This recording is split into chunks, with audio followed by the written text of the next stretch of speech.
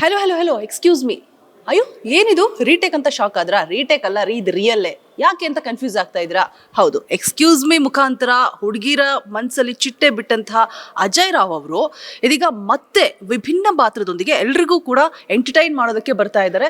So ಏನು ಪಾತ್ರ, ಯಾವ ಸಿನಿಮಾ, ಎಲ್ಲವನ್ನು ಕೂಡ ಮಾತನಾಡ್ತಾ ಹೋಗೋಣ. ನನ್ನ ಜೊತೆಗೆ the wonderful human being, handsome, ಈಗಲೂ ಕೂಡ ಅಜಯ್ ರಾವ್ ಸರ್ ನನ್ನ ಜೊತೆಗಿದ್ದಾರೆ. ಬನ್ನಿ ಅವ್ರನ್ನ ಕಾರ್ಯಕ್ರಮಕ್ಕೆ ಮೊದಲನೇದಾಗಿ ವೆಲ್ಕಮ್ ಮಾಡೋಣ. ಸರ್ ಹೇಗಿದ್ದೀರಾ? ಚೆನ್ನಾಗಿದ್ದೀನಿ, ಥ್ಯಾಂಕ್ ಯು. ನಾನು ಏನಪ್ಪ ಇದು ಎಕ್ಸ್ಕ್ಯೂಸ್ ಮೀಲೇ ಇದ್ದಾರೆ ಇವರು ಅಂತ ಅನ್ಕೊಂಡ್ಬಿಡ್ರಿ. ಯುದ್ಧಕಾಂಡದ ಬಗ್ಗೆ ಮಾತಾಡಿ ಆಮೇಲೆ ನಾನು ರಾಧೆಯಾಗಿ ಬಂದ್ಬಿಡ್ತೀನಿ.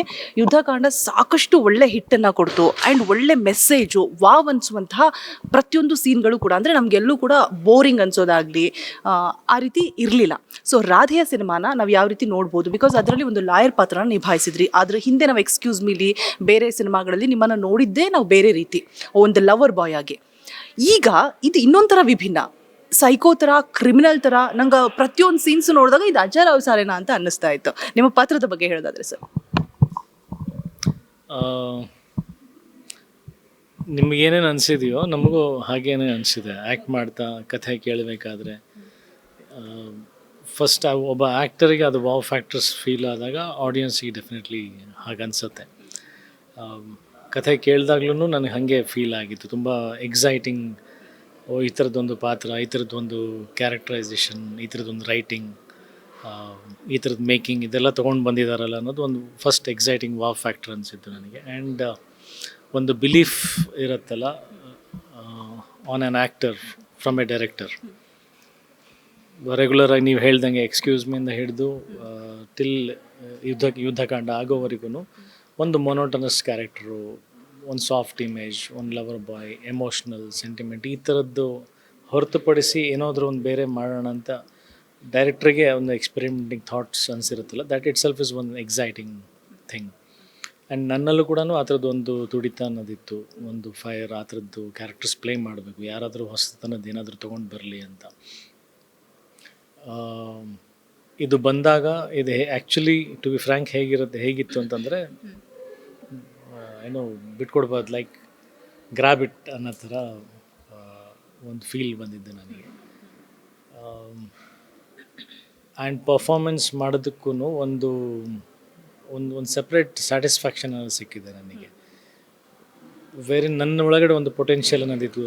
ಒಂದು ಆ್ಯಕ್ಟರ್ ಆಗಿ ನಾನು ಏನೆಲ್ಲ ಮಾಡಬಲ್ಲೆ ಅನ್ನೋದು ನನಗೊಂದು ಒಳಗಡೆ ಕಾನ್ಫಿಡೆನ್ಸ್ ಅನ್ನೋದೇನಿತ್ತಲ್ಲ, ಅದು ಇಲ್ಲಿ ಸಾಧ್ಯತೆ ಆಗಿದೆ. ಎಲ್ಲರೂ ಕೂಡ ಆನ್ ಫ್ಲೋರ್ ವರ್ಕ್ ಮಾಡಬೇಕಾದ್ರೆ ಕ್ಯಾಮ್ರಾ ಮುಂದೆ ಕ್ಯಾಮ್ರಾಮ್ಯಾನ್, ಅಸಿಸ್ಟೆಂಟ್ ಡೈರೆಕ್ಟರ್ಸ್, ಅಸೋಸಿಯೇಟ್ಸ್ ಎಲ್ಲರೂ ತುಂಬ ಇಷ್ಟಪಟ್ಟು, ತುಂಬ ಖುಷಿಪಟ್ಟಿದ್ದಾರೆ ಆ ಪರ್ಫಾರ್ಮೆನ್ಸ್ನ ನೋಡಿ.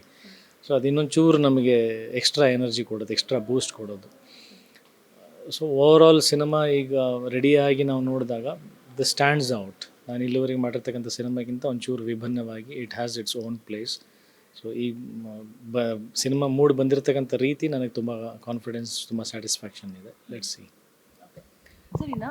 ನಂಗೊಂದು ಡೌಟ್ ಏನಪ್ಪ ಅಂತ ಹೇಳಿದ್ರೆ, ರಾಧೇಯ ಅಂತ ಹೇಳಿದ್ರೆ ಮಹಾಭಾರತದಲ್ಲಿ ಕರ್ಣನ ಮತ್ತೊಂದು ಹೆಸರು ರಾಧೇಯ ಆಗಿರುತ್ತೆ ಆ್ಯಂಡ್ ಕರ್ಣನ ಸಾಕು ತಾಯಿಯ ಹೆಸರು ರಾಧೆ ಆಗಿರುತ್ತೆ. ಸೊ ರಾಧೇಯ ಅಂತ ಏನಕ್ಕೋಸ್ಕರ ಟೈಟಲ್ ಇಟ್ಟಿದ್ದಾರೆ, ಅಲ್ಲಿಗೂ ಇಲ್ಲಿಗೂ ಏನಾದರೂ ಲಿಂಕ್ ಇದೆಯಾ ಅಂತ ಹೇಳ್ಬಿಟ್ಟು ಸ್ಟೋರಿ ಬಗ್ಗೆ ಹೇಳ್ತಾ ಹೋಗೋದಾದ್ರೆ? ಇಲ್ಲ, ಸ್ಟೋರಿ ಬಗ್ಗೆ ಲಿಂಕ್ ಅಲ್ಲ, ಅದು ಕ್ಯಾರೆಕ್ಟರೈಸೇಷನ್ ಬಗ್ಗೆ. ಯಾವಾಗಲೂ ಒಬ್ಬ ಮನುಷ್ಯ ತನ್ನ ಬಗ್ಗೆ ಯೋಚನೆ ಮಾಡದೆ ಬೇರೆಯವ್ರ ಬಗ್ಗೆ ಯೋಚನೆ ಮಾಡ್ತಾ, ಬೇರೆಯವ್ರಿಗೋಸ್ಕರನೇ ತನ್ನ ಇಡೀ ಜೀವನ ಮುಡಿಪಾಗಿಟ್ಟಿರ್ತಕ್ಕಂಥವನು.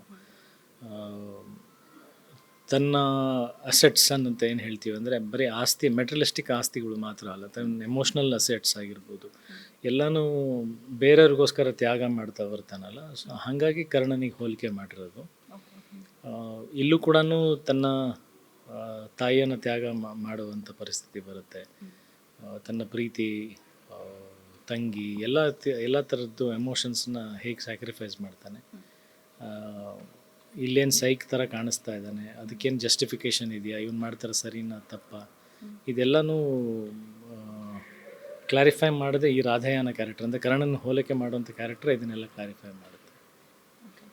ಇನ್ನು ಸಿನಿಮಾದಲ್ಲಿ ಕ್ರಿಮಿನಲ್ ಮೇಲೆ ಒಬ್ಬರು ಕ್ರೈಮ್ ರಿಪೋರ್ಟರ್ಗೆ ಲವ್ ಆಗುತ್ತೆ ಅಂತ ನಾನು ಟ್ರೈಲರಲ್ಲಿ ನೋಡಿದೆ. ಸೊ ಅದು ಹೇಗೆ ಕ್ರೈಮ್ ರಿಪೋರ್ಟರ್ಗೆ ಕ್ರಿಮಿನಲ್ ಮೇಲೆ ಲವ್ ಆಗುತ್ತೆ, ಏನು ಆ ಥರ ಆ ಪಾತ್ರದಲ್ಲಿ ಏನಿದೆ ಅಂತ ಹೇಳ್ಬಿಟ್ಟು ಏನು ತೋರಿಸಿದ್ದಾರೆ? ಸಾಧ್ಯನಾ ಅಂತ ಅದು ನಂಗೆ ನೋಡಿದಾಗಲೇ ಅಕ್ಸೆಪ್ಟ್ ಮಾಡ್ಕೊಳ್ಳೋದಕ್ಕೆ ಸ್ವಲ್ಪ ಕಷ್ಟ ಆಯಿತು. ಬಟ್ ವಾವ್ ಅನ್ನೋ ಫ್ಯಾಕ್ಟರ್ ಇದ್ದೇ ಇದೆ. ಅದೇ ಇವೆಲ್ಲ ಮಜಾಗಳು ಸಿನಿಮಾ ನೋಡಿದ್ರೆ ಗೊತ್ತಾಗುತ್ತೆ. ಐ ಆಮ್ ಸಾರಿ, ನೀವು ಪಾಪ ಕೇಳ್ತಿದ್ರೆ ನಾನು ಅದನ್ನ ಹೇಳಬೇಕಾಗ್ತದೆ, ಅಂದರೆ ಸಿನಿಮಾದಲ್ಲೇ ನೋಡಿ ಅಂತ. ಬಟ್ ಆ ಫನ್ ಹಾಗೆ ಇರೋದು, ಹೇಳ್ಬಿಟ್ರೆ ಮಜಾ ಇರಲ್ಲ ಅದು. ಅಂದರೆ ಇವನ್ನೇನು ಸುಳ್ಳು ಹೇಳ್ತದೇನೋ ಅಥವಾ ನಿಜವಾಗ್ಲೂ ಕ್ರಿಮಿನಲ್ನ ಇಷ್ಟಪಟ್ಟಿದ್ದಾಳೆ ಏನು, ಇವೆಲ್ಲ ಕನ್ಫ್ಯೂಷನ್ಸ್ ಕ್ರಿಯೇಟ್ ಆಗಲಿ ಅಂತಲೇ ಅಂದರೆ ಸ್ಕ್ರಿಪ್ಟ್ ಹಂಗೆ ಬರೆದಿರೋದು. That is the fun. ಸರಿನಾ, ನಿಮ್ಮ ಸಿನಿಮಾ ಅಂತ ಹೇಳಿದ್ರೆ ಒಂದು ಪ್ರೀತಿ ಬಗ್ಗೆ ಒಂದು ಒಳ್ಳೆ ಮೆಸೇಜ್ ಇರುತ್ತೆ, ಇಲ್ಲ ಅಂತಂದರೆ ಯುದ್ಧಕಾಂಡದಲ್ಲೂ ಕೂಡ ನಾವು ಎಷ್ಟು ಎಚ್ಚರಿಕೆಯಿಂದ ಇರಬೇಕು ಅನ್ನುವಂಥ ಅದ್ಭುತವಾದ ಮೆಸೇಜನ್ನು ಕೊಟ್ಟಿದ್ರಿ. ಸೊ ಈ ಸಿನಿಮಾದಲ್ಲಿ ನೀವು ಏನು ಮೆಸೇಜನ್ನು ಕೊಡೋಕೆ ಹೊರಟಿದ್ದೀರಾ ಜನಗಳಿಗೆ? ಇಲ್ಲ, ಎಲ್ಲೂ ಡೈರೆಕ್ಟ್ ಮೆಸೇಜಸ್ನ ನಾನು ಇಷ್ಟಪಡಲ್ಲ. ಸಿನಿಮಾ ಮುಖಾಂತರ ತಿಳ್ಕೊಳ್ಳೋರು, ಬುದ್ಧಿವಂತರಾದವರು ತಮ್ಮ ಜೀವನಕ್ಕೆ ಅದು ಅನ್ವಯಿಸಿದರೆ ಅದನ್ನು ಆಯಾ ಸಂದರ್ಭದಲ್ಲಿ ಅರ್ಥ ಮಾಡ್ಕೋಬೇಕಷ್ಟೇ. ಬಟ್ ಎಲ್ಲೂ ಕೂಡ ಡೈರೆಕ್ಟಾಗಿ ಮೆಸೇಜ್ ಕೊಡಬೇಕು, ನಾವೆಲ್ಲೂ ಫಿಲಾಸಫಿ ಅನ್ನೋದು ಹೇಳಕ್ಕೆ ಹೋಗ್ತಾಯಿಲ್ಲ. Cinema is an entertainment media. ಆ ಮೀಡಿಯಮ್ನಲ್ಲಿ ದೊಡ್ಡವರು ಈಗ ಡಾಕ್ಟರ್ ರಾಜ್ಕುಮಾರ್ ಅಂತ ಸಿನಿಮಾಗಳು, ವಿಷ್ಣುವರ್ಧನ್ ಸರ್ ಅವ್ರದ್ದು ಸಿನಿಮಾಗಳು ನೋಡ್ಕೊಂಬಂದರೆ ಅಂಡರ್ ಕರೆಂಟಲ್ಲಿ there are hidden morals. So ಹಾಗೆ ನನ್ನ ಪ್ರಯತ್ನವೂ ಅದೇ ಥರ ಇರುತ್ತೆ. ಯುದ್ಧಕಾಂಡ ಸಿನಿಮಾ ಆಗಿರ್ಬೋದು ಅಥವಾ ಇದಾಗಿರ್ಬೋದು ಅಥವಾ ಯಾವುದೇ ಫ್ಯಾಮಿಲಿ ಸಿನಿಮಾಸ್ ನಾನು ಮಾಡಿದಾಗಲೂ messages and morals should be in the under current procedure.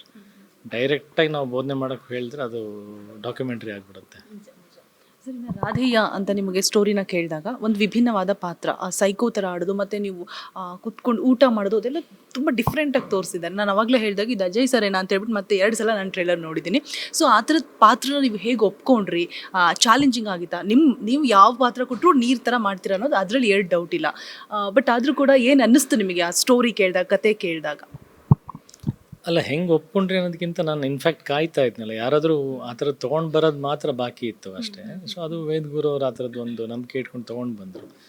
ಇದು ಏನಂತಾರೆ, ರೋಗಿ ಬಯಸಿದ್ದು ಹಾಲು ಅನ್ನ, ವೈದ್ಯ ಕೊಟ್ಟಿದ್ದು ಹಾಲು ಅನ್ನೋ ಥರ ವೇದಗುರು ಅವರು ನನ್ನಿಂದ ಈ ಕ್ಯಾರೆಕ್ಟರ್ ಬಯಸಿದ್ರು, ನನಗೂ ಈ ಥರದ್ದು ಒಂದು ಕ್ಯಾರೆಕ್ಟರ್ ಮಾಡಬೇಕು ಅನ್ನೋ ಬಯಕೆ ಇತ್ತು ಅಷ್ಟೇ. ಬೇರೆ ಇನ್ನೇನು ರೀಸನ್ಸ್ ಇಲ್ಲ ಅದಕ್ಕೆ.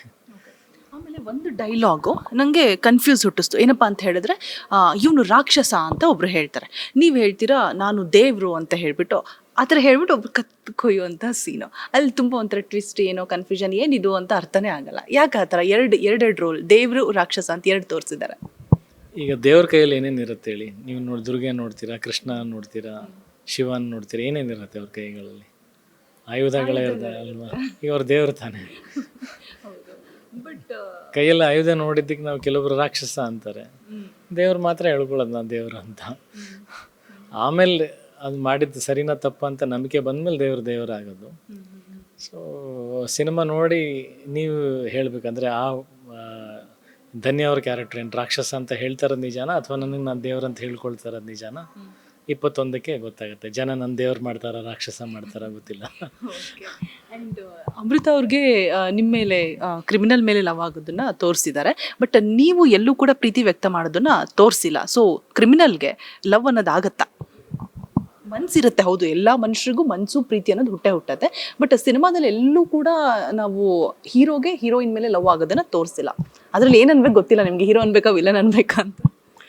ಎರಡೂ ಆಗಿದ್ದಾವೆ, ಎಷ್ಟೊಂದು ಘಟನೆಗಳಿದ್ದಾವೆ. ಕ್ರಿಮಿನಲ್ಸಿಗೆ ಲವ್ ಆಗಿ ಕ್ರೈಮ್ ಬಿಟ್ಟಿರೋರು ಇದ್ದಾರೆ, ಪ್ರೀತಿ ಮಾಡಿ ಕ್ರಿಮಿನಲ್ಸ್ ಆಗಿರೋರು ಇದ್ದಾರೆ. ಎಲ್ಲ ರೀತಿಯ ಘಟನೆಗಳು, ಎಲ್ಲ ರೀತಿಯಾದಂಥ ಸಂದರ್ಭಗಳು ಕ್ರಿಯೇಟ್ ಆಗಿದ್ದು ನಾವು ನೋಡಿದ್ದೀವಿ. ಅದೇ ಕಥೆ ಬಿಟ್ಕೊಡ್ಬೇಕಾಗತ್ತೆ.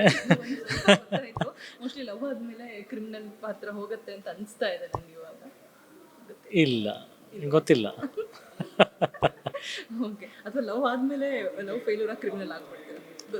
ಗೊತ್ತಿಲ್ಲ. ಸರ್, ಇನ್ನು ಈ ಸಿನಿಮಾದ ಮೇಲೆ ಎಷ್ಟು ಭರವಸೆ ಇದೆ? ಯುದ್ಧಕಾಂಡ ಸಿನಿಮಾ ಪ್ರಚಾರದ ಟೈಮಲ್ಲಿ ನೀವು ಎಷ್ಟು ಹೋಪ್ಸ್ ಇಟ್ಟಿದ್ರಿ, ಎಷ್ಟು ಭರವಸೆ ಇಟ್ಟಿದ್ರಿ, ಸಿನಿಮಾ ಗೆಲ್ತು ಕೂಡ.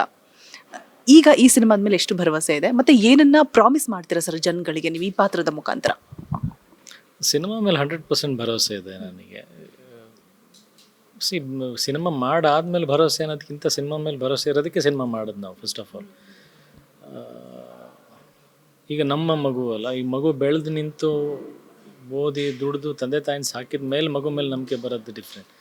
ನಮ್ಮ ಮಗು ಅಂತ ಆದಮೇಲೆ ಅದು ಮಾಡುತ್ತೆ ಅನ್ನೋದು, ತನ್ನ ಕಾಲ ಮೇಲೆ ತಾನು ನಿಂತ್ಕೊಳ್ಳುತ್ತೆ ಅನ್ನೋದು ಒಂದು ನಂಬಿಕೆ ಬೇರೆ. ಸೊ ಈ ಸಿನಿಮಾನೂ ಹಾಗೆ, ನಮಗೆ ನಾವು ಸಿನಿಮಾ ಒಪ್ಕೊಂಡಾಗಲೇ, ಕಮಿಟ್ ಆದಾಗಲೇ ಅದು ನಂಬಿಕೆ ಸ್ಟಾರ್ಟ್ ಆಗಿರುತ್ತೆ.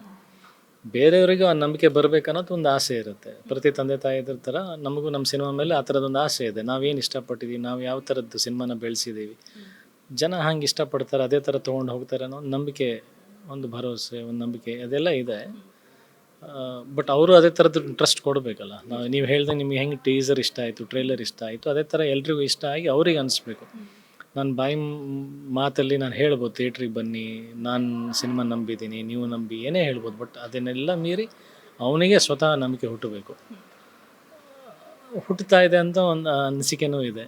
21ನೇ ತಾರೀಕು ಗೊತ್ತಾಗುತ್ತೆ ಅದು.